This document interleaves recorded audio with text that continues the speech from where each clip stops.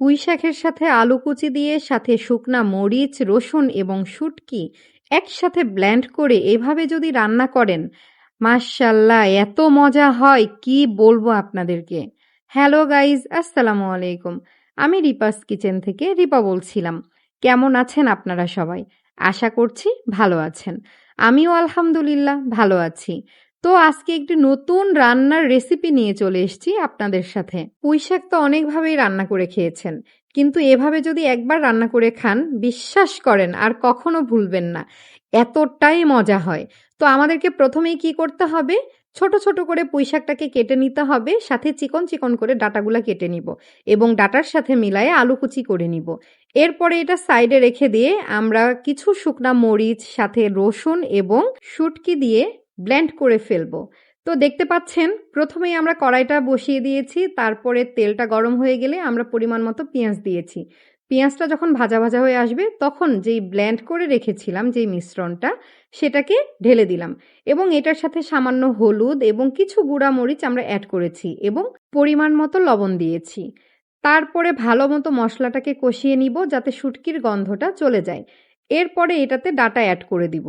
যেহেতু ডাটাটা একটু শক্ত, আমরা এর জন্য ডাটাটা খুব ভালোভাবে আগে কষিয়ে নিব। ডাটা কষানো হয়ে গেলে আমরা এটার সাথে আলু কুচি করে রেখেছিলাম যে, সেই আলুটা দিয়ে দিব। আলু ডাটাটা খুব ভালোভাবে আমরা এখানে ভালো মতো কষিয়ে নিব। নেওয়ার পরে দেখতে পাচ্ছেন আমাদের ডাটা এবং আলুটা ভালো মতো কষানো হয়ে গেলে আমরা এখানে পাতাটা অ্যাড করে দিচ্ছি।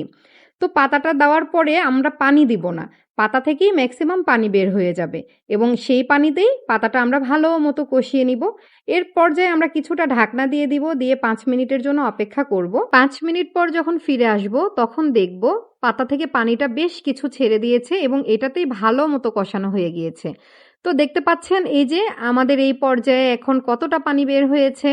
এই পানিতেই আমরা মোটামুটি রান্নাটা সেরে ফেলবো, কারণ এখানে বেশি পানি অ্যাড করলে আমাদের আলুটা গলে যাবে এবং রান্নার স্বাদটা নষ্ট হয়ে যাবে। আমরা এই পানিতেই খুব ভালো মতো রান্না করে ফেলবো এবং অবশ্যই আগুনটা মাঝারি আঁচে রাখবো। এভাবেই 10 মিনিট রান্না করার পরে আমাদের রান্নাটা মোটামুটি হয়ে আসছে।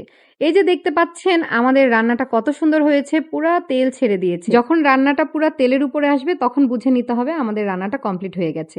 দেখতে পাচ্ছেন কতটা লোভনীয় হয়েছে এবং কতটা মজাদার হয়েছে রান্নাটা। তো কে কে এভাবে রান্না করে খেয়েছেন তারা অবশ্যই কমেন্ট করে জানাবেন, আর যারা খান নাই তারা অবশ্যই আমার রেসিপিটি ফলো করে রান্না করবেন। আর রান্নার পরে কেমন হয়েছে এর স্বাদ অবশ্যই আমাকে কমেন্ট করে জানিয়ে দিবেন। আর আমার ভিডিওগুলো যদি আপনাদের ভালো লেগে থাকে অবশ্যই আমার চ্যানেলটাকে সাবস্ক্রাইব করে দিবেন। যারা ফেসবুক থেকে দেখছেন তারা একটি ফলো করে যাবেন। আর আমার রেসিপিটি যদি আপনাদের ভালো লেগে থাকে অবশ্যই নিজের টাইম লাইনে শেয়ার করে রাখবেন, যাতে পরবর্তীতে দেখে আপনার রান্না করতে সুবিধা হয়। সবাই ভালো থাকবেন, সুস্থ থাকবেন আর আমাদের জন্য দোয়া করবেন। আল্লাহ হাফেজ।